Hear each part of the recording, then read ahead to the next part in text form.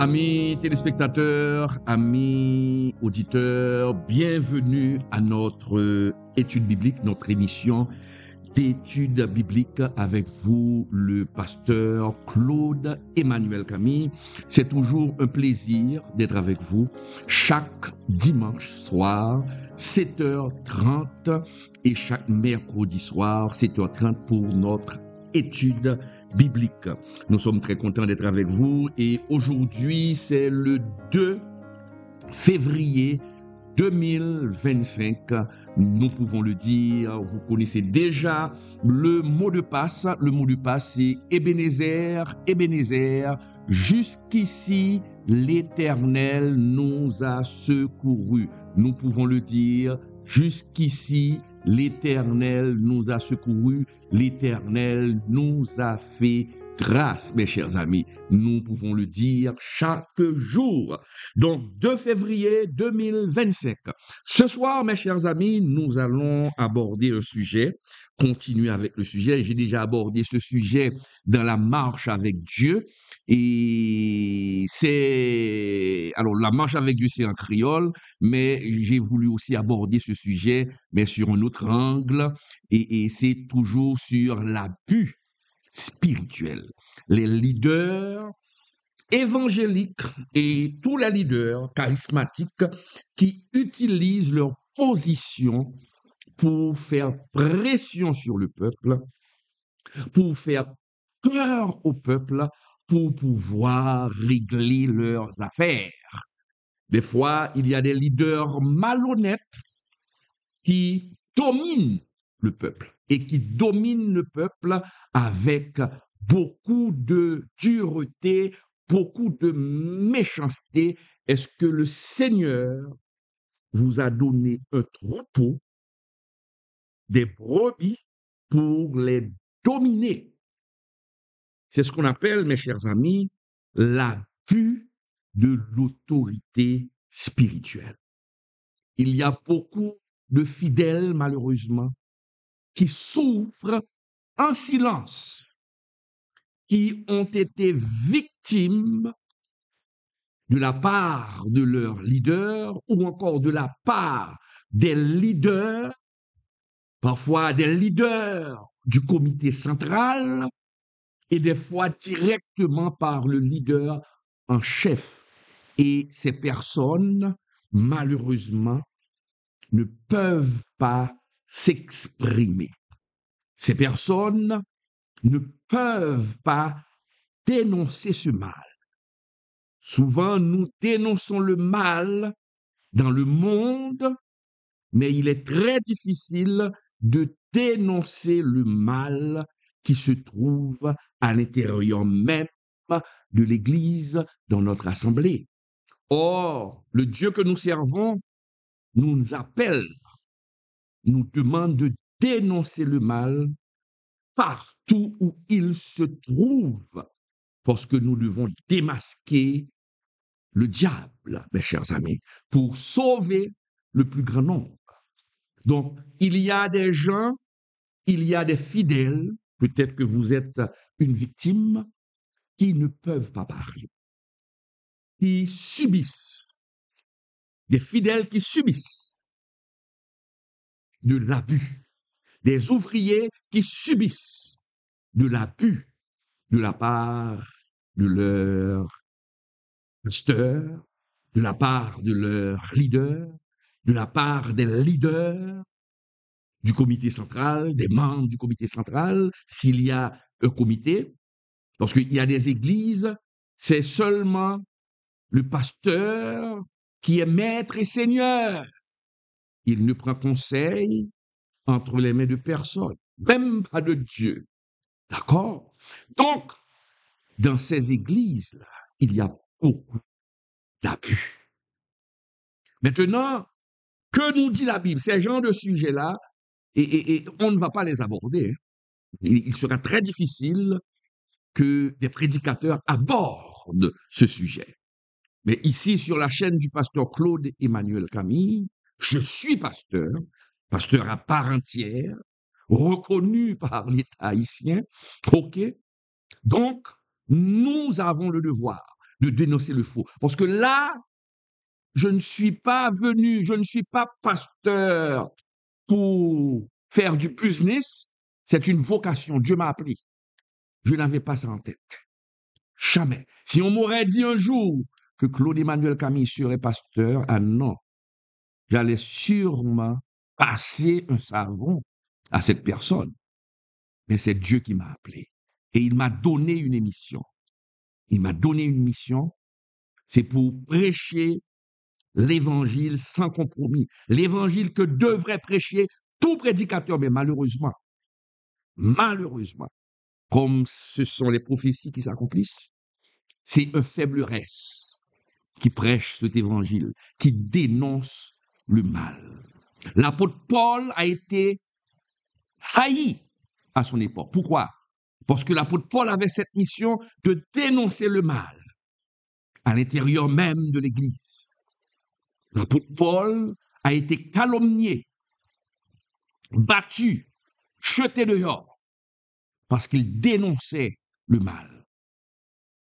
Il manque de Paul aujourd'hui au XXIe siècle. Il manque de prédicateurs, il manque de pasteurs, il manque d'enseignants ayant l'esprit de Paul. Paul, c'était un combattant et c'est pourquoi il est haï. Il est même haï par d'autres religions. Vous savez que les musulmans détestent énormément Paul. Les musulmans déclarent que Paul était un imposteur. Pourquoi? Parce que Paul, Dieu s'était servi de Paul pour avertir les gens. Même si un ange allait venir pour vous donner un autre évangile, il faut dire à cet ange qu'il est anathème. Et vous savez pourquoi que les musulmans détestent Paul? Parce qu'effectivement, c'est un ange qui est apparu à Mohamed. Et Mohamed, le leader de la religion islamique, qui est apparu à Mohamed et a donné à Mohamed un autre évangile. Mais Paul avait averti pour vous dire, faites attention, même si un ange viendrait pour vous donner un autre évangile, il faut dire à cet ange anathème. Donc, on déteste Paul. Même les musulmans détestent Paul. Donc, mes chers amis, nous avons cette responsabilité d'ouvrir les yeux du peuple pour que vous cessiez de prendre des vessies pour des lanternes. La Bible est là. Que nous dit la Bible, mes chers amis? Que nous dit la Bible sur ce sujet? Que nous dit la Bible? L'abus de l'autorité spirituelle.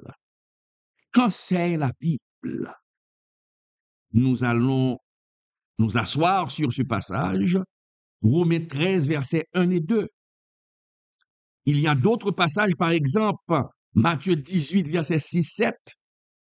Des leaders malhonnêtes utilisent, déforment le message pour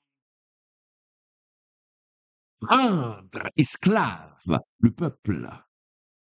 Quand dans Luc et dans Matthieu 18, verset 6-7, il dit « Malheur à qui le scandale arrive ».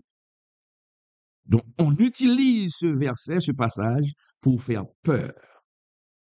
Donc, si le scandale vient de vous, si je suis en train de commettre quelque chose de mal et que un ouvrier me dénonce et que cela fait scandale, donc le malheur va tomber sur celui qui m'a dénoncé.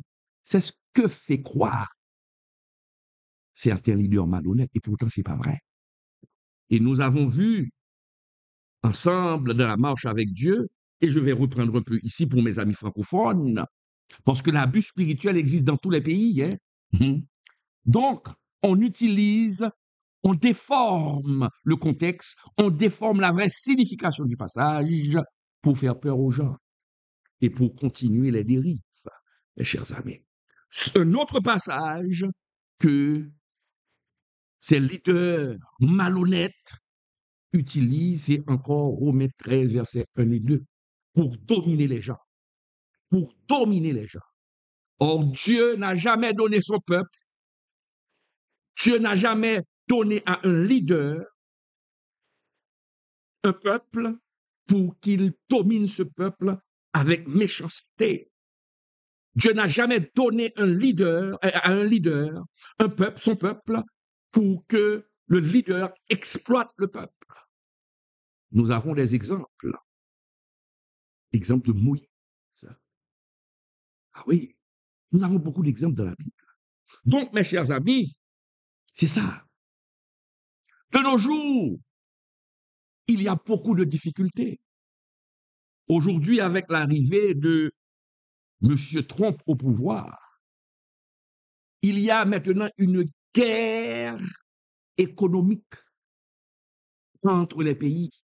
Le Canada, la Chine, le Mexique, les États-Unis. Il y a une guerre commerciale. Et qu'est-ce qui se passe aujourd'hui aux États-Unis? Le prix des produits de première nécessité augmente. Augmente. Imaginez-vous que je viens d'apprendre que carton de œufs, des œufs, un carton de œufs coûte 12 dollars américains aux États-Unis. C'est grave. 12 dollars. C'est extrêmement cher. Donc, les moments difficiles s'annoncent. Et c'est ce que nous dit la Bible. Les moments difficiles vont venir et ces moments difficiles vont rendre les hommes inhumains. Lisons dans 2 Timothée 3, versets 1 et 4. Regardons 2 Timothée 3, versets 1 et 4. Nous allons lire ensemble 2 Timothée 3. Regardez ce que dit la parole de Dieu. Sache que dans les derniers jours, il y aura des temps difficiles, car les hommes seront égoïstes, amis de l'argent, fanfarons, hautains, blasphémateurs, rebelles à leurs parents, ingrats, irreligieux, insensibles, déloyaux, calomniateurs, intempérants, cruels, ennemis des gens de bien, traîtres, emportés, enflés d'orgueil, aimant le plaisir plus que Dieu. Est-ce que nous comprenons la parole? Qui veut dire que dans les derniers temps, ce sont ces hommes qui vont faire leur apparition. Et vous savez très bien que l'épître à Timothée, c'est ce qu'on appelle des épîtres pastorales. Qu'est-ce que cela veut dire? Ce sont des lettres que Paul a écrites pour l'Église. Ces lettres devaient être lues dans l'Église. Donc, ici, Paul s'adresse aux gens de l'Église. L'Esprit de Dieu avertit son peuple par le truchement de Paul que dans les derniers jours, dans l'Église, c'est dans l'Église, il y aura des égoïstes, il y aura des cupides, il y aura des fanfarons, ceux qui battent la grosse caisse, qui se croient quelqu'un. Il y aura des hautains, des blasphémateurs, des rebelles. Pourquoi? Parce que les temps seront difficiles. Et ces gens-là aimeront l'argent plus que Dieu.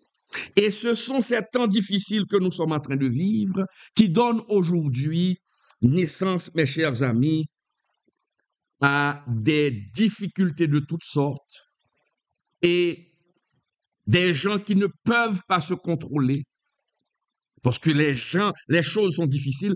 Tout le monde veut avoir l'argent. Quand il y a des moments difficiles, il y a des crises économiques, tout le monde veut avoir l'argent. Et certains feront n'importe quoi, mes chers amis, pour avoir de l'argent. Certains feront n'importe quoi.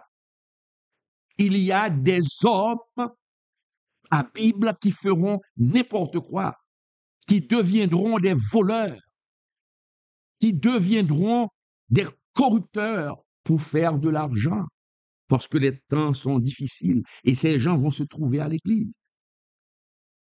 Des personnes qui se trouvent à l'église, qui volent. Ah oui, qui volent.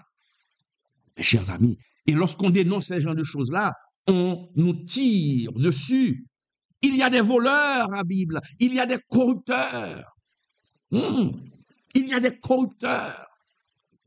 Il y a des malfaiteurs, des escrocs qui sont sur la chair de l'Église. Il faut les dénoncer. Il faut les dénoncer. Donc, les temps difficiles vont donner naissance à beaucoup de personnes malhonnêtes au sein de l'Église, mes chers amis. Et les leaders ne seront pas épargnés, mes chers amis. Les leaders ne seront pas épargnés. Et les temps difficiles, au lieu que certains leaders mettent leur espoir dans Dieu, dans le Seigneur, ils vont exploiter le peuple de Dieu.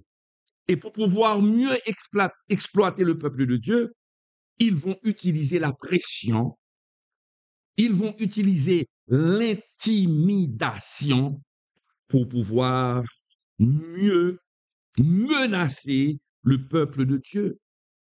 Certains même menacent de jeter un mauvais sort sur le peuple si le peuple n'obéit pas. Ah, de l'abus spirituel, mes chers amis. Des malédictions, des menaces de malédiction pour empêcher au peuple de Dieu, pour empêcher à certains ouvriers de dire des choses qu'ils ne devraient pas dire. S'il y a une dérive, s'il y a un comportement anormal, le peuple ne peut rien dire.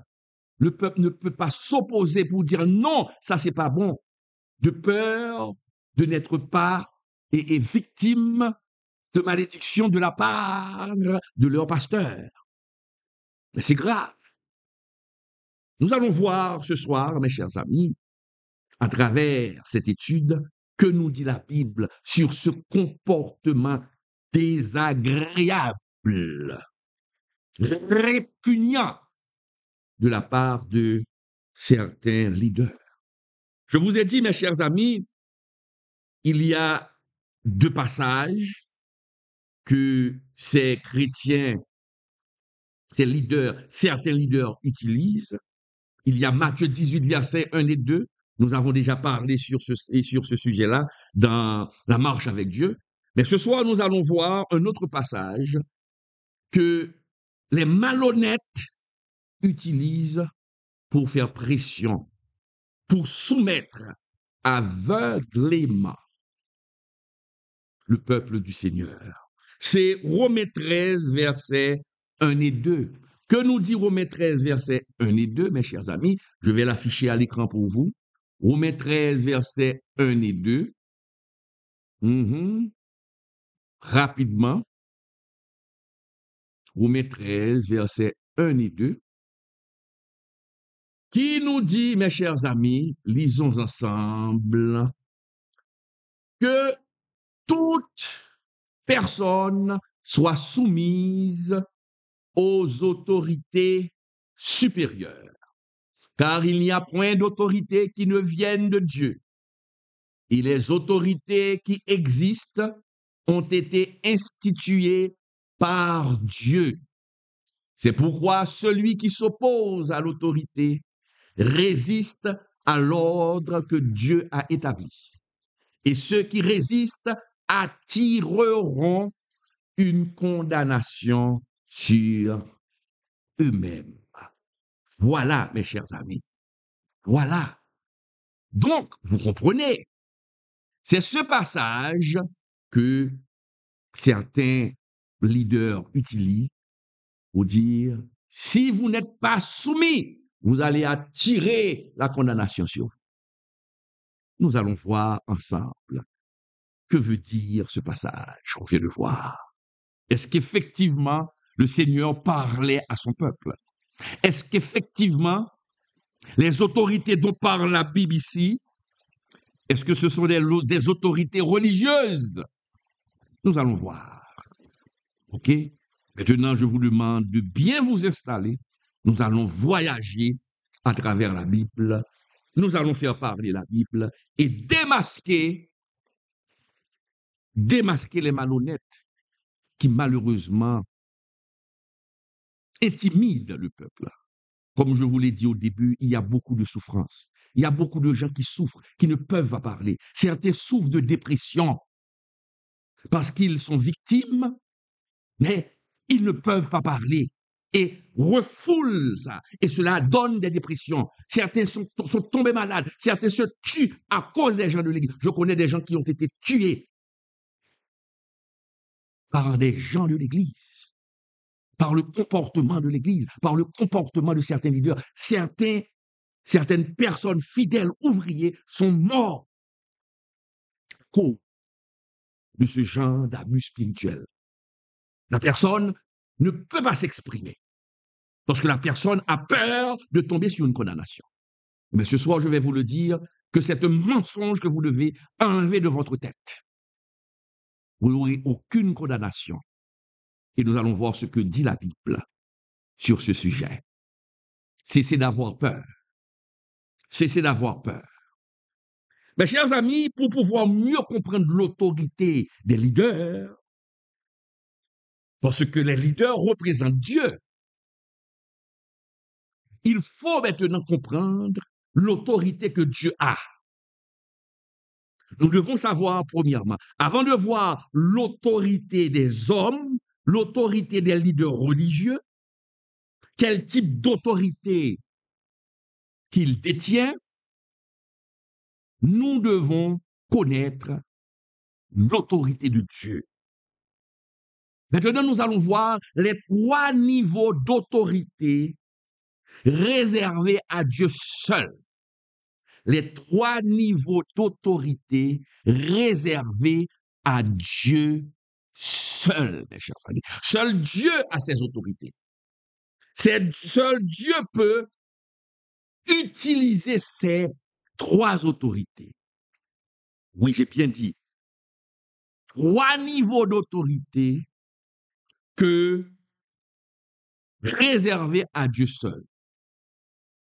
Premier type d'autorité, mes chers amis, c'est l'autorité souveraine de Dieu. On l'appelle l'autorité souveraine et l'autorité impériale. Vous voyez?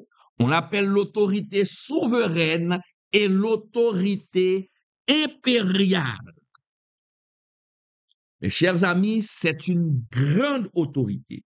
Et c'est seulement Dieu, mes chers amis, seulement Dieu qui peut exercer cette autorité. L'homme ne peut pas exercer cette autorité. Il n'y a aucun fondement biblique, mes chers amis, qui permette à un leader religieux d'exercer cette autorité. L'autorité souveraine, mes chers amis. L'autorité souveraine. Aucun leader ne peut réclamer cette autorité et ne peut exercer cette autorité sur le peuple du Seigneur. Quelqu'un avait essayé d'utiliser cette autorité. Il a été rejeté. Il a été expulsé. Je veux parler de Lucifer, l'ange déchu. Lucifer, mes chers amis, avait voulu exercer cette autorité et il a été expulsé parce qu'il a voulu exercer cette autorité. Nous lisons dans Ésaïe 14, verset 12-14. Ésaïe 14, verset 12-14, vous allez voir la folie de Lucifer de vouloir exercer cette autorité, une autorité qui a été réservée, une autorité réservée uniquement à Dieu. Ésaïe 14, verset 12-14. Regardons ensemble. Ésaïe 14, verset 12-14. Vous allez voir la folie de Lucifer. Que nous dit la parole de Dieu? Te voilà tombé du ciel, on parle de Lucifer. Te voilà tombé du ciel, astre brillant, fils de l'aurore. Tu es abattu à terre, toi le vainqueur des nations. Regardez ce que disait Lucifer dans son cœur. Tu disais en ton cœur, je monterai au ciel, j'élèverai mon trône au-dessus des étoiles de Dieu. Je m'assiérai sur la montagne de l'assemblée, à l'extrémité du septentrion. Je monterai sur le sommet des nues, pardon. Je serai semblable au Très-Haut. Il a voulu exercer l'autorité souveraine de Dieu. Et puisqu'il a tenté d'exercer l'autorité souveraine de Dieu, il a été chassé, mes chers amis. Il a été chassé. Dans l'Église, mes chers amis, Jésus a donné son sang. Il a versé son sang pour l'Église. Donc, Jésus seul est le chef suprême, le chef souverain de l'Église, mes chers amis. L'autorité suprême, l'autorité souveraine. Jésus seul a cette autorité, l'autorité souveraine. C'est Jésus qui a cette autorité sur son Église, pas un leader. Pas un leader. Nous lisons dans Éphésiens 1, verset 16, 22. Regardez. Éphésiens 5. Et ça, Éphésiens 1. Pardon. Éphésiens, verset 1er, verset 16, 22. Je ne cesse de rendre grâce pour vous, faisant mention de vous dans mes prières, afin que le Dieu de notre Seigneur Jésus-Christ, le Père de gloire, vous donne un esprit de sagesse et de révélation dans sa connaissance, et qu'il illumine les yeux de votre cœur pour que vous sachiez quelle est l'espérance qui s'attache à son appel, quelle est la richesse de la gloire de son héritage qu'il réserve aux saints, et quelle est envers nous qui croyons l'infinie grandeur de sa puissance, se manifestant avec efficacité par la vertu de sa force. Il l'a déployé en Christ. Oui. Il l'a déployé en Christ en le ressuscitant des morts et en le faisant asseoir à sa droite dans les lieux célestes. Au-dessus de toute domination, de toute autorité, de toute puissance, de toute dignité, et que tout nom qui se peut nommer, non seulement dans le siècle présent, mais encore dans le siècle à venir. Il a tout mis sous ses pieds et il l'a donné pour chef suprême à l'Église. Il l'a donné pour chef suprême à l'Église. Donc Jésus est le chef suprême. Donc personne, aucun leader n'a le droit d'essayer de prendre, mes chers amis, la place de Jésus. Aucun leader n'a ce droit de se croire Jésus, de prendre l'autorité de Jésus et de malmener le peuple. Malheureusement, nous voyons dans la religion catholique, mes chers amis, le pape se prend pour Jésus. D'ailleurs, regardez qu'est-ce qui est dit, mes chers amis. On dit que le pape est le vicaire de Jésus, le vicaire de Jésus sur la terre. Qu'est-ce que vicaire signifie? Du latin vicarus, qui signifie remplaçant. Il veut dire que le pape remplace Jésus sur la terre. Le pape remplace Jésus sur la terre. Jésus n'a pas de remplaçant parce qu'il est omniprésent. Il n'a pas besoin de remplaçant. Par exemple, là, si je dois voir le pape, dernièrement, il y a le président du CPT, Conseil présidentiel de transition, Monsieur Leslie Voltaire. Pour aller voir le pape, il a dû prendre l'avion pour aller au Vatican. Mais si je veux parler à Jésus, je n'ai pas besoin d'aller au Vatican, là où je suis, je peux l'invoquer. Mais si le pape effectivement remplaçait Jésus, là où je suis, devant cette caméra, je pouvais invoquer le pape et il devait me répondre. Écoutez, donc vous voyez, c'est très dangereux. L'autorité souveraine, c'est Jésus qui l'a. L'autorité souveraine, c'est Dieu qui l'a, puisque Jésus est Dieu. Donc aucun leader n'a ce pouvoir. C'est le premier niveau d'autorité réservé seulement à Dieu. Quelle est cette autorité? L'autorité souveraine. Deuxième niveau de l'autorité réservée seulement à Dieu, on appelle cette autorité autorité véridique. Autorité véridique, mes chers amis.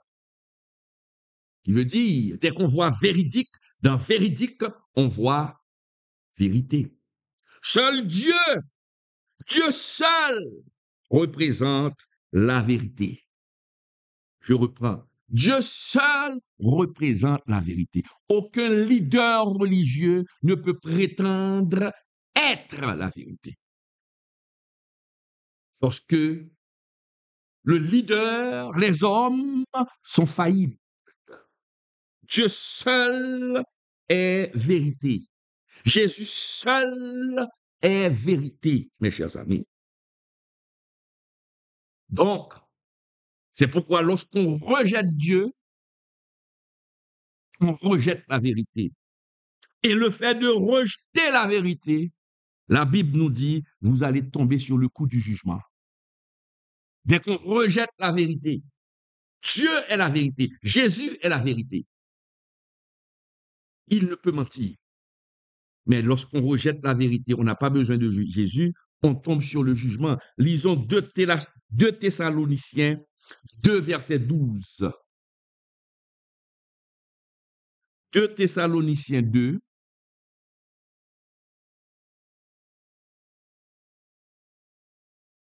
2, verset 12. Afin que tous ceux qui n'ont pas cru à la vérité, aussi Dieu, 11, verset 11, aussi Dieu leur envoie une puissance d'égarement pour qu'ils croient au mensonge. Afin que tous ceux qui n'ont pas cru à la vérité, mais qui ont pris plaisir à l'injustice, soient condamnés. Donc vous voyez, si vous ne croyez pas à la vérité, si vous renvoyez la vérité, si vous n'acceptez pas la vérité, eh bien, vous allez tomber sur le jugement, mes chers amis. Dieu déclare toujours, mes chers amis, qu'il est la vérité. Il ne peut mentir. Il ne peut mentir. Nous lisons dans Nombre 23, verset 19. Regardons ensemble. Nombre 23, verset 19. Nombre 23. C'est très connu de tout le monde, ce passage, Nombre 23, verset 19, qui nous dit « L'Éternel n'est point un homme pour mentir. Ouais. Dieu n'est point un homme pour mentir, ni fils de l'homme pour se repentir. Ce qu'il a dit, ne le fera-t-il pas? Ce qu'il a déclaré, ne l'exécutera-t-il pas? Est-ce qu'il ne va pas l'exécuter? Dieu ne peut mentir. Lisons aussi, mes chers amis, je vous dis que Dieu est vérité. Jésus est vérité. C'est la vérité personnifiée. Psaume 89, verset 35-36. Psaume 89, verset 35-36. Regardons ensemble. Psaume 89. Rapidement. Psaume 89, verset 35-36. Psaume 89. Que nous dit la parole de Dieu? Nous vous rappelons que vous suivez l'étude biblique avec le pasteur Claude et Manuel Camille. Et ce soir, nous sommes en train de voir, mes chers amis, l'abus de l'autorité spirituelle qu'enseigne la Bible. Psaume 89, verset 35-36. Dieu est vérité. J'ai juré une fois par ma sainteté. J'ai juré une fois par ma sainteté. Mentirai-je à David? Sa postérité subsistera toujours. Son trône sera toujours devant moi comme le soleil. Mentirai, Dieu avait fait une promesse à David. Et il a dit, mentirai, je ne peux mentir. Ce que j'ai dit, je vais le faire. Donc vous voyez, Dieu, c'est la vérité. C'est le troisième niveau de l'autorité. Nous avons vu le premier niveau, c'est l'autorité souveraine. Deuxième niveau, c'est l'autorité, mes chers amis, véridique. Dieu est la vérité. Personne ne peut dire qu'il est la vérité. Jésus a dit qu'il est la vérité. Jésus a dit qu'il est la vérité. Vous voyez, la Bible nous dit que Dieu est la vérité. Nous pouvons lire ça dans Psaume 119, verset 142. Ouais. Psaume 119, verset 42. Regardons ensemble, mes chers amis. Psaume 119. Psaume 119, verset 42. Psaume 119, verset 142, pardon. Verset 142. Ce psaume est très long. Psaume 142. Alors, verset 142. Regardez que dit la parole de Dieu. Ta justice est une justice éternelle. Et ta loi est la vérité. Ta justice est une justice éternelle et ta loi est la vérité, mes chers amis. Donc, c'est ça l'autorité véridique. Regardons le troisième niveau de l'autorité, réservé seulement à Dieu. C'est l'autorité de la conscience. L'autorité de la conscience, mes chers amis. Toute personne, mes chers amis, normale, ayant un mental correct, même sans la Bible, doit pouvoir distinguer le bien du mal, mes chers amis. Comment distinguer le bien du mal? Même quand c'est un païen, mes chers amis.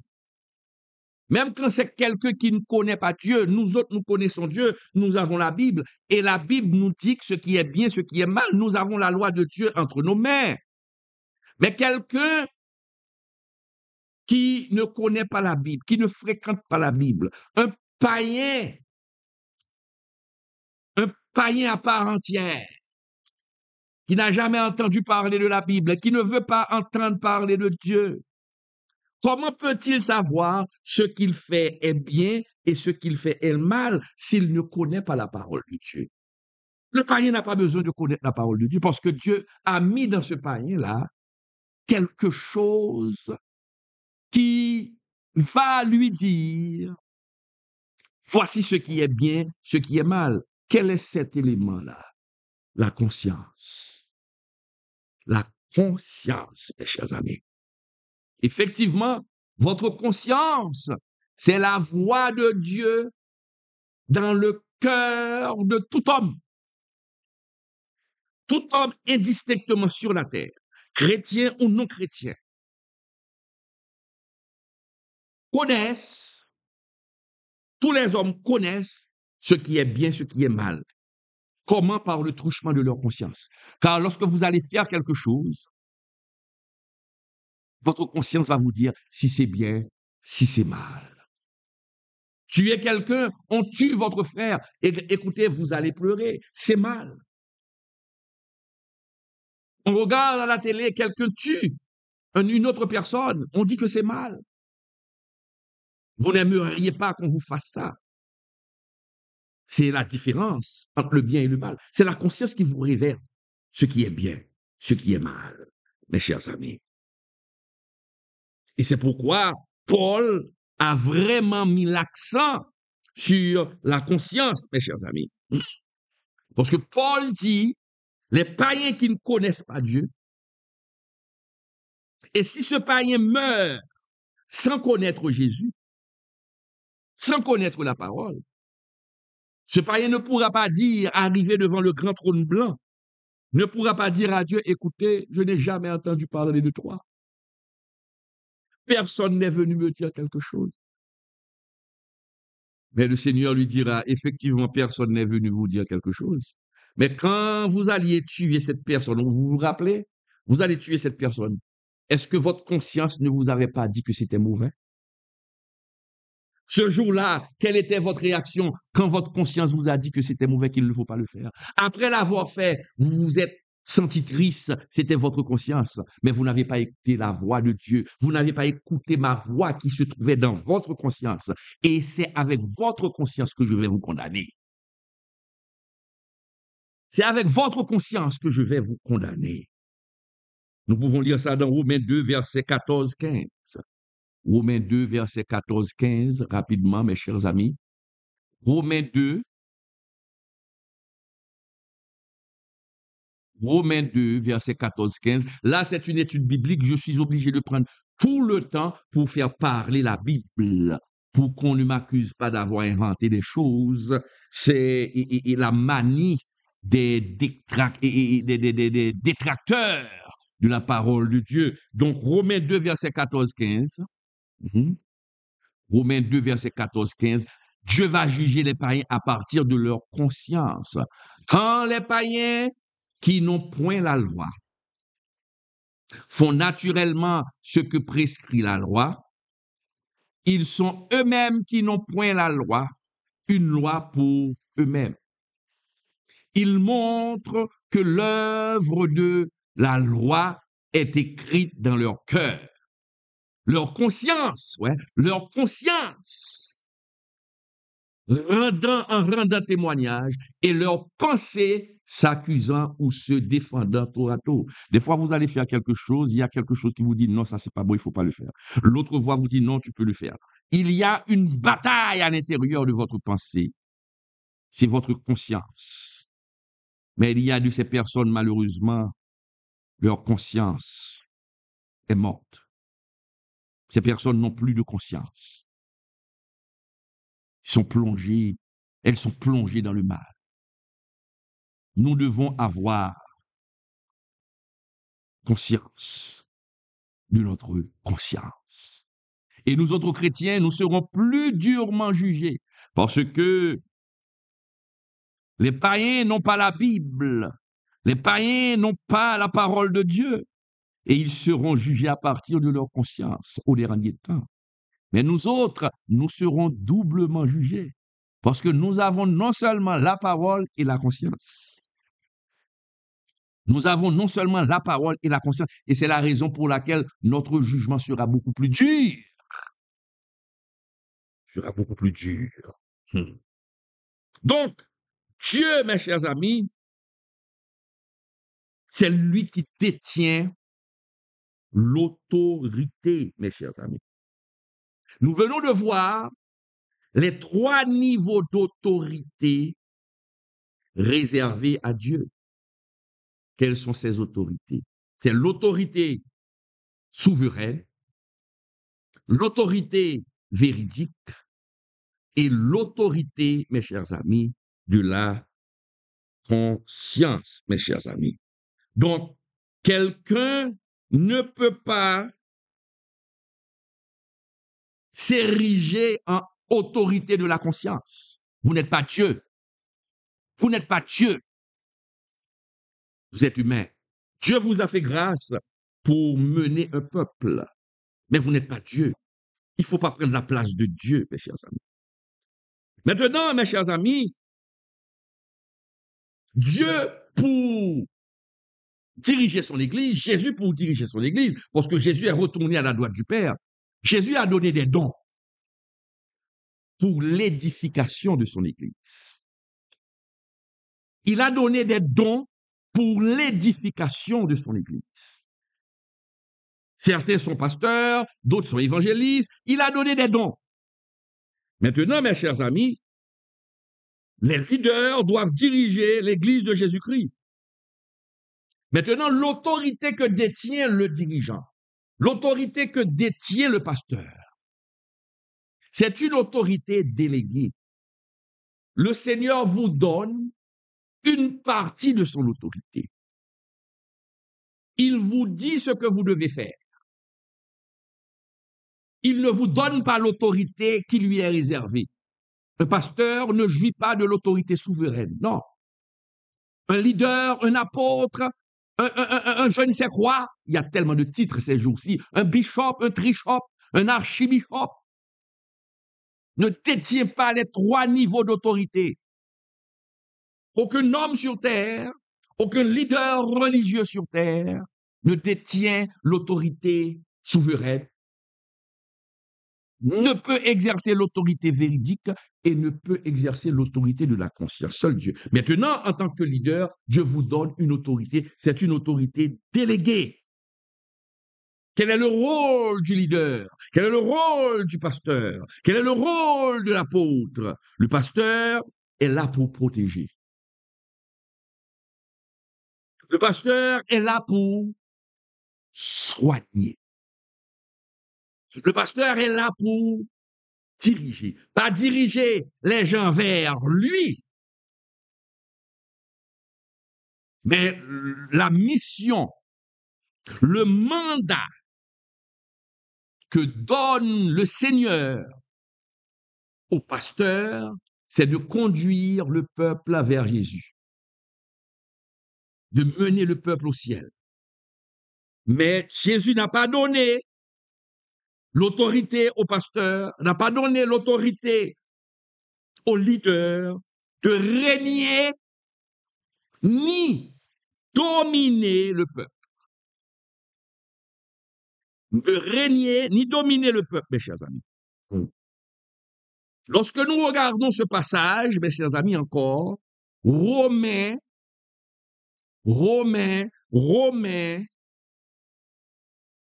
qui nous dit, Romains 13, qui nous dit, regardons ensemble, qui nous dit que toute personne soit soumise, ouais, aux autorités supérieures, que toute personne soit soumise aux autorités supérieures. Ici, Paul, mes chers amis, ne parle pas d'autorité religieuse. Paul ne parle pas d'autorité religieuse, mais Paul parle d'autorité gouvernementale, mes chers amis. Ah, gouvernementale. Quand Paul nous dit ça, pourquoi Paul l'avait dit, mes chers amis? C'est parce que à cette époque, on se le rappelle, c'était les Romains. Rome était la grande puissance. Rome était la grande puissance, mes chers amis. Et les chrétiens avaient tendance à ne pas obéir aux lois romaines. Et c'est pourquoi Paul a dit que toutes ces autorités supérieures, même quand elles ne sont pas parfaites, ces autorités viennent de Dieu. Si Dieu ne l'avait pas permis, Dieu ne l'aurait pas laissé prendre le pouvoir.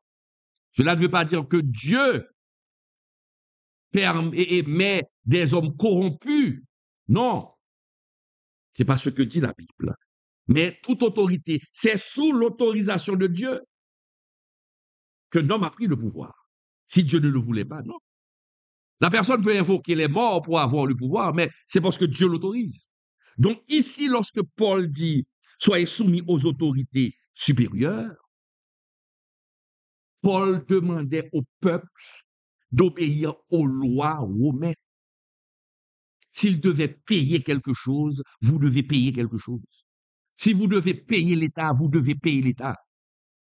Si vous devez payer les impôts, en tant que chrétien, vous devez payer les impôts. Vous êtes un citoyen, il faut respecter l'État, mes chers amis. Donc, Paul parle des autorités gouvernementales. Et quand on parle de soumission, attention, la soumission ici ne veut pas dire obéissance aveugle. Nous devons obéir à l'État. Vous devez vous soumettre à l'État, aux autorités étatiques, aussi longtemps que les autorités vous demandent de faire quelque chose qui n'affecte pas ta foi. Qui n'affecte pas ta foi. Quand on dit soumettre, se soumettre quand les lois n'affectent pas ma foi. Quand les lois ne me disent pas de faire quelque chose qui va violer ma conscience, violer la loi de Dieu. D'ailleurs, il est clair, c'est pourquoi il est dit dans la parole de Dieu, Acte 5, verset 29, mieux vaut obéir à Dieu plutôt qu'aux autres. Maintenant, il y a dans certains pays, certaines églises dans certains pays acceptent de marier les homosexuels. Mais que nous dit la Bible? Avoir des rapports sexuels avec un homme, avec une personne du même sexe, c'est une abomination. Puisque la parole condamne, même quand l'État l'autorise, même quand l'État vote une loi, je ne vais pas l'accepter, je ne vais pas me soumettre. Parce que mieux vaut obéir à Dieu plutôt qu'aux hommes. Est-ce qu'on est là? L'autorité du leader, du vrai leader, doit s'exercer dans un esprit de service. Le pasteur est là pour servir. Le pasteur est là pour protéger, non pas pour dominer, non pas pour exploiter le peuple, pour s'enrichir, non pas de faire des dérives et ensuite faire pression sur le peuple pour que le peuple ne parle pas. Non. Vous avez l'autorité, mais une autorité que Dieu vous a donnée, mais vous êtes là, vous avez cette autorité pour servir. Les gens doivent vous respecter, mais vous devez d'abord vous respecter, mes chers amis. Comme dit le proverbe, ce qui veut son respect se le procure. Mes chers amis, le problème de certains leaders évangéliques, et même dans le monde séculier, mais je veux parler du monde évangélique, certains leaders, qu'est-ce qu'ils font? Et c'est là leur problème. Ils oublient que leur autorité est limitée. Ils oublient que leur autorité est limitée. Et qu'est-ce qu'ils veulent? Au lieu de rester dans leurs limites, ces leaders veulent exercer l'autorité souveraine, veulent exercer l'autorité véridique et veulent exercer l'autorité de la conscience. En d'autres mots, ces leaders veulent prendre la place de Dieu devant le peuple. Veulent prendre la place de Dieu devant le peuple, mes chers amis. Ces leaders, souvent, n'acceptent pas d'être critiqués. Et on ne peut pas critiquer. On ne peut pas critiquer Dieu. Dieu est Dieu. Mais si vous ne voulez pas qu'on vous critique, eh bien, vous vous prenez pour Dieu. On doit, bien sûr, il y a des critiques destructives. L'objectif, c'est de détruire. Je condamne ces gens de critiques. Mais, dans la vie, il y a ça aussi. Il y a des gens qui vont vous détruire. Ils vont vous dire des choses blessantes. Mais si vous vous comportez mal, c'est le devoir de vos collaborateurs de vous dire que c'est pas bon. Mais vous ne voulez pas, vous nous refusez d'être critiqués. Et quand on refuse d'être critiqué, vous menacez. Vous prenez la place de Dieu. Ça, c'est l'autorité souveraine. Pas de critique. Pas de critique. Si vous prenez une mauvaise décision, mais c'est normal, qu'est-ce qu'il y a? Il n'y a rien de mal de dire que c'est une mauvaise décision. Voilà ce qu'il faut faire. Vous avez besoin de conseillers, mais non, mais celui qui veut prendre, s'accaparer de l'autorité souveraine de Dieu, les collaborateurs doivent être des bénis, oui, oui. Doivent être des bénis, oui, oui. Maintenant, le pasteur est en train de s'accaparer de l'autorité souveraine. Il ne supporte pas les critiques. Et pour faire taire les gens, il menace, il brandit, soyez soumis aux autorités supérieures, sinon vous allez attirer la condamnation. Ici, Paul parlait aux autorités, faisait référence aux autorités gouvernementales. Et nous allons le voir parce que Jésus n'a jamais donné la licence à aucun leader humain de dominer, de menacer son peuple. En agissant ainsi, ces leaders veulent se faire l'égal de Dieu. L'égal de Dieu. Et souvent, mes chers amis, ces gens de leaders qui font des abus spirituels, qui utilisent sa position spirituelle pour menacer, mes chers amis, souvent ces leaders vont à l'encontre des intérêts de Dieu. Ces leaders vont à l'encontre des intérêts de Dieu, mes chers amis. Le peuple, mes chers amis, doit être conduit avec amour. Le peuple doit être aimé. Mais le peuple aussi peut s'exprimer aussi. Les gens aussi peuvent s'exprimer.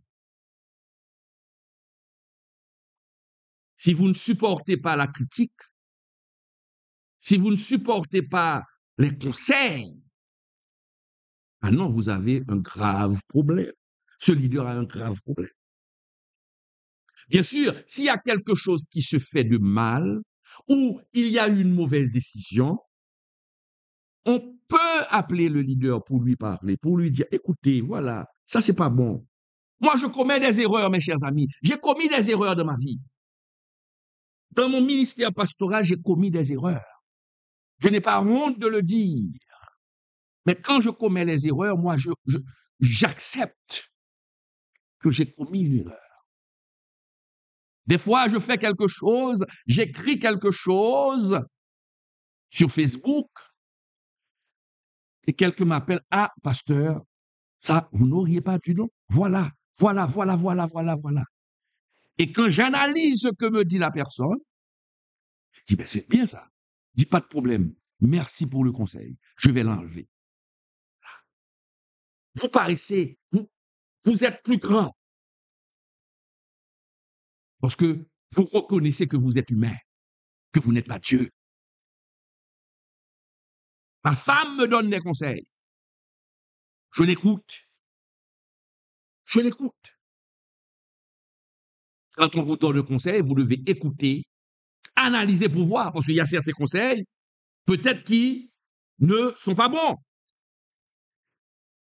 Mais il faut analyser, mais il faut écouter.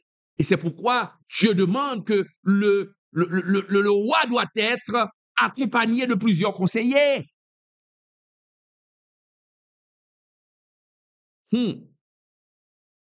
Dieu n'a jamais approuvé, dans toute la Bible, Dieu n'a jamais approuvé un leadership autoritaire, un leadership menaçant. Dieu n'a jamais approuvé. Celui qui exerce un leadership menaçant est contre la parole de Dieu. Est contre la parole de Dieu.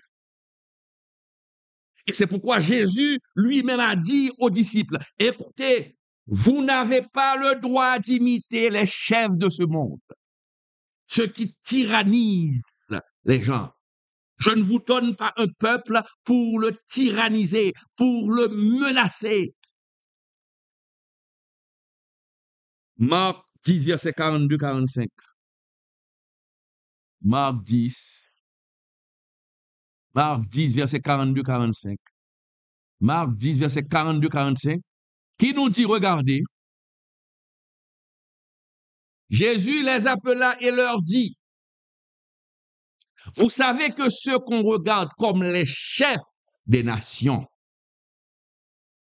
les tyrannisent, et que les grands les dominent. Il n'en est pas de même au milieu de vous. Mais quiconque veut être grand parmi vous, qu'il soit votre serviteur. Et quiconque veut être le premier parmi vous, qu'il soit esclave de tous. Car le Fils de l'homme est venu non pour être servi, mais pour servir et donner sa vie comme le rançon de plusieurs. Vous voyez, pour donner sa vie comme le rançon de plusieurs. Donc, vous voyez, Jésus lui-même est venu, il a donné sa vie, il a servi, il n'a pas dominé. Et ce passage nous montre que Jésus n'a pas dominé, mes chers amis. Il a aimé. Regardez ce qu'il a fait, et c'est ce qui avait étonné les disciples. Lorsque les disciples, après avoir passé une journée à marcher dans la ville, ils sont rentrés dans la maison, c'était la coutume. Ils se sont assis à même le sol afin de manger et ils attendaient que le serviteur de la maison vienne laver leurs pieds. Et on cherchait le serviteur qui allait venir laver nos pieds. Parce que nos pieds sont sales, nous devons manger. Et ils étaient étonnés de voir que le maître s'est levé, s'est ceint d'une serviette. Et il est venu laver les pieds des disciples. Le maître a donné l'exemple. Mais pourquoi vous gonflez? C'est comme un ballon, vous allez exploser. Hein? Vous allez exploser. Donc si Jésus l'a fait, pourquoi pas nous? Je le répète, Jésus ne permettra à personne de prendre sa place. Personne. D'exercer son autorité souveraine sur l'Église. D'exercer son autorité véridique sur l'Église. D'exercer son autorité de la conscience sur l'Église. Jésus ne le permettra jamais. Lucifer a essayé, il a été chassé. Et si vous êtes en train de l'essayer ou de vouloir, de caresser même l'idée, de rêver même à cela, le Seigneur va vous chasser. Et c'est pourquoi beaucoup de leaders ont mal terminé leur course. Je connais beaucoup de leaders qui ont mal terminé leur course. Parce qu'à un certain moment de leur vie, l'arrogance faisait partie de leur vie. L'orgueil faisait partie de leur vie. Et ils ont été rejetés. Et ils ont mal terminé leur course. Il est clair dans la parole de Dieu, dans Ésaïe 42, verset 8. Qu'est-ce qu'il est dit? Dieu ne donnera jamais sa gloire à personne.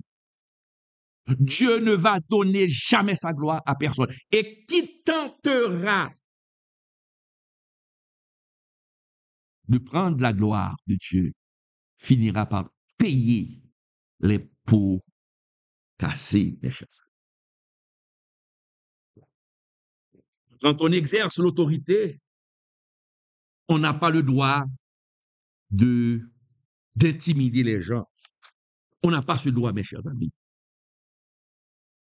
Normalement, ces leaders qui s'opposent ou encore des leaders qui abusent de leur autorité, souvent ces leaders s'opposent à la parole de Dieu parce qu'ils font des choses qui sont contraires à la parole de Dieu.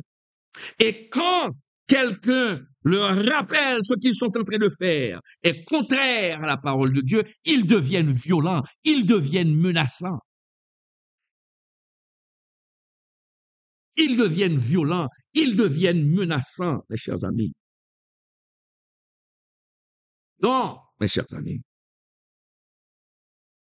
ce n'est pas bon. C'est très mauvais. C'est très mauvais. Et Paul, mes chers amis, à un certain moment de sa vie, il y avait tellement de leaders qui voulaient s'accaparer, de l'autorité de Dieu. Paul est devenu triste, mes chers amis, parce que Paul a fini par remarquer, beaucoup ne cherchaient pas les intérêts de Dieu, mais cherchaient leurs propres intérêts. Philippiens 2, verset 20, 21. Philippiens 2, verset 20. Paul était vraiment triste. Et certains théologiens disent que c'est le passage le plus triste de la Bible, mes chers amis. Paul dit, car je n'ai personne ici qui partage mes sentiments. pour prendre sincèrement à cœur votre situation. Tous, en effet, cherchent leurs propres intérêts et non ceux de Jésus-Christ. Ah, tous, en effet, cherchent leurs propres intérêts et non ceux de Jésus-Christ. La cupidité, mes chers amis, est l'une des principales causes des abus d'autorité spirituelle. C'est la cupidité. On se rappelle ce que dit la parole de Dieu dans 1 Timothée 6, verset 10. L'amour de l'argent est la racine de tous les maux. L'abus spirituel. Des fois, mes chers amis, lorsqu'on s'oppose, on veut donner la vérité, on dit la vérité, mais puisque la vérité de la parole de Dieu s'oppose aux intérêts économiques d'un leader, ce leader devient menaçant. Et c'est la parole de Dieu. C'est la parole de Dieu. Certains leaders font des manigances pour s'accaparer des choses de Dieu. Et lorsqu'on leur rappelle ce qu'ils font est mauvais, parce que selon la parole, voici ce qui est dit, ah non, vous devenez la bête noire. Vous devenez la bête noire. Oh, mes chers amis. C'est la cupidité qui pousse les gens à faire de l'abus spirituel sur le peuple, mes chers amis. Ces leaders, à cause de leur cupidité, mettront à la porte ou vont renvoyer certaines personnes. Ils ne vont pas hésiter pour renvoyer certaines personnes qui s'opposent, non pas à la parole de Dieu, mais qui s'opposent à leur intérêt. Dans la Bible, nous avons un exemple, dans la Bible. Jotreph. Jotreph. Jotreph, c'est un exemple, mes chers amis. Et je le répète, la parole de Dieu le dit clairement. Il ne faut pas faire des abus. Dieu dénonce les abus. Lorsqu'on lit dans 2 Corinthiens 1, verset 24, regardons ensemble. 2 Corinthiens 1, verset 24. Verset 24. Le dernier verset. Non pas que nous dominions sur votre foi. Et Paul. Non pas que nous dominions sur votre foi, mais nous contribuerons à votre joie, car vous êtes fermes dans la foi.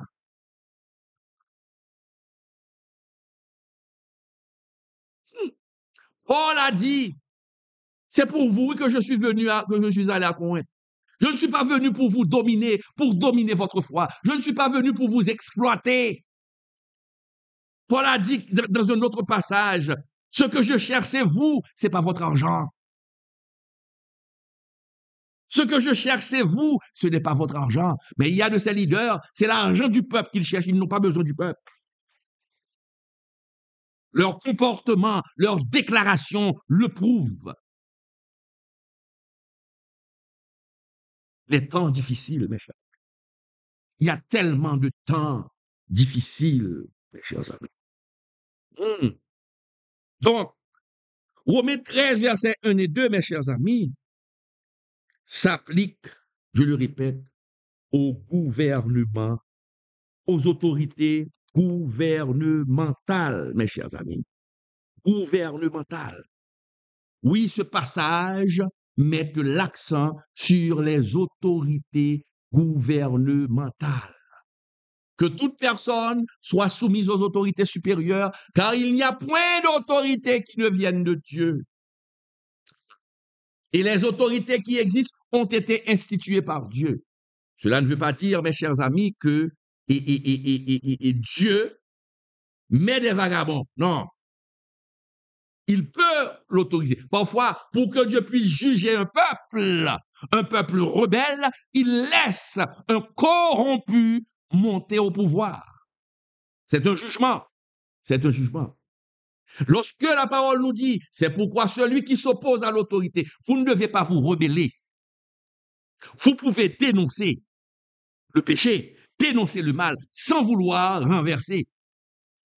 C'est pourquoi celui qui s'oppose à l'autorité résiste à l'ordre que Dieu a établi. C'est pourquoi vous voyez que dans le monde, mes chers amis, dans le monde, il y a beaucoup de coups d'État. Je condamne les coups d'État. D'où viennent les coups d'État? D'où vient l'esprit du coup d'État de Lucifer? Parce que c'est lui qui avait tenté de renverser la Trinité. Dieu condamne la rébellion. On se le rappelle, ceux qui se sont rebellés contre Moïse, Dieu les a engloutis. Vous n'avez pas le droit de vous rebeller contre votre pasteur. Vous n'avez pas ce droit. Vous n'avez pas le droit de comploter contre votre pasteur pour le renverser. Dieu, à ce moment, vous allez tomber sur le coup du jugement de Dieu. Et c'est pourquoi David n'a pas voulu porter la main sur Saül. C'était le roi de l'Éternel. On ne se révolte pas dans l'idée de renverser. Mais on peut dénoncer. Parce que David, lui, il a dénoncé les dérives de Saül. Mais il n'a pas voulu le renverser. On peut dénoncer les dérives d'un leader sans vouloir le renverser. Ah non. On peut le conseiller pour dire non, non, non, non, non, mais sans vouloir, sans avoir l'idée de renverser ce leader. Est-ce qu'on est là? C'est la rébellion que Dieu condamne, mais Dieu ne condamne pas la dénonciation du mal. Je reprends. C'est la rébellion que Dieu condamne. Dieu ne condamne pas la dénonciation de l'injustice. Écrivez. C'est la rébellion que Dieu condamne, mais Dieu ne condamne pas la dénonciation de l'injustice. Vous voyez? Bon, vous avez le droit, mes chers amis, de dénoncer. N'ayez pas peur. N'ayez pas peur. Dieu ne condamne pas la dénonciation de l'injustice.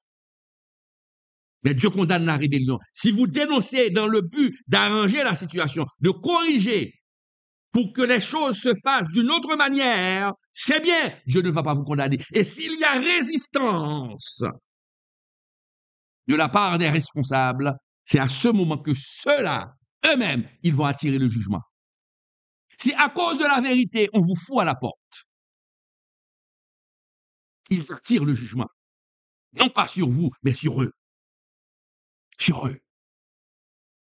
Donc, mes chers amis, c'est ça. Nous allons, mes chers amis, observer notre petite pause. C'est bon de prendre une petite pause. Nous avons beaucoup parlé. Et j'espère que vous avez beaucoup appris ce soir. Okay? Observons notre petite pause rapidement. Je vous reviens pour clôturer cette étude biblique. Nous allons clôturer cette étude biblique rapidement. Donc, une petite pause. Depuis 2012, le pasteur Claude Emmanuel Camille proclame l'Évangile sur le net, apportant le message de Jésus-Christ à travers le monde. Aujourd'hui, vous pouvez jouer un rôle dans ce ministère en contribuant financièrement. Dans 1 Corinthiens 9, le verset 14, l'apôtre Paul nous rappelle que le Seigneur a ordonné à ceux qui annoncent l'Évangile de vivre de l'Évangile. En soutenant ce ministère, vous devenez un partenaire dans l'œuvre de Dieu. Pour vos contributions, vous pouvez utiliser le zèle au numéro 772 256 79 11. Pour Moncash et TapTapSend au 509 37 80 28 68. Pour d'autres moyens, contactez personnellement le pasteur Claude Emmanuel Camille sur WhatsApp au 509 42 43 85 58 pour continuer à partager la vérité de Jésus-Christ et toucher encore plus de vies. Votre soutien est précieux. Ensemble, prêchons l'Évangile sans compromis.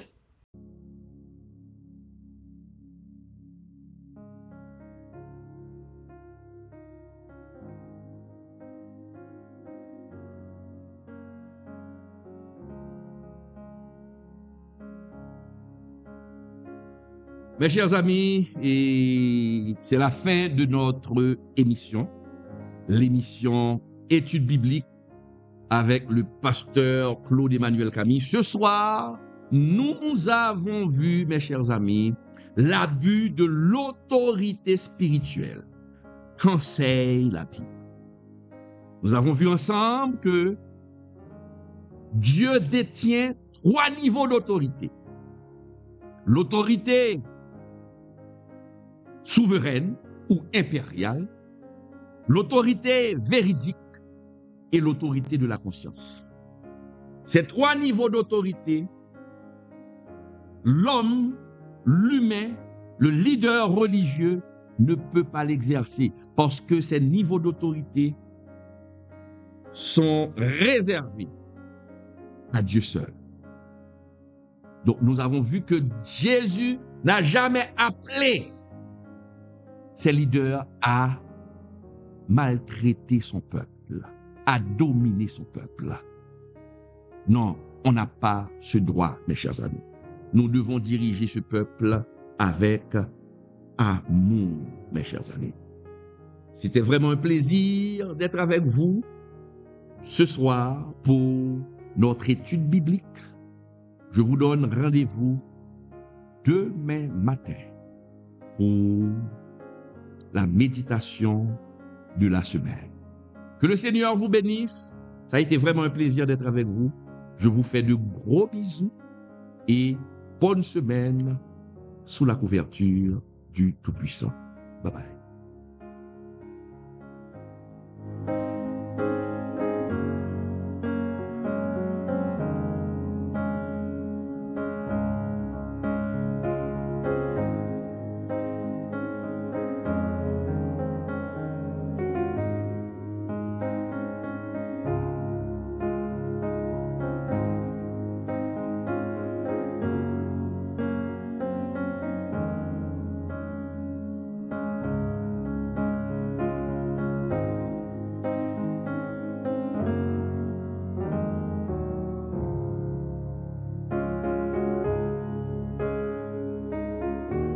Depuis 2012, le pasteur Claude Emmanuel Camille proclame l'Évangile sur le net, apportant le message de Jésus-Christ à travers le monde. Aujourd'hui, vous pouvez jouer un rôle dans ce ministère en contribuant financièrement. Dans 1 Corinthiens 9, le verset 14, l'apôtre Paul nous rappelle que le Seigneur a ordonné à ceux qui annoncent l'Évangile de vivre de l'Évangile. En soutenant ce ministère, vous devenez un partenaire dans l'œuvre de Dieu. Pour vos contributions, vous pouvez utiliser le zèle au numéro 772 256 79 11. Pour Moncash et TapTapSend au 509 37 80 28 68. Pour d'autres moyens, contactez personnellement le pasteur Claude Emmanuel Camille sur WhatsApp au 509 42 43 85 58 pour continuer à partager la vérité de Jésus-Christ et toucher encore plus de vies. Votre soutien est précieux. Ensemble, prêchons l'Évangile sans compromis.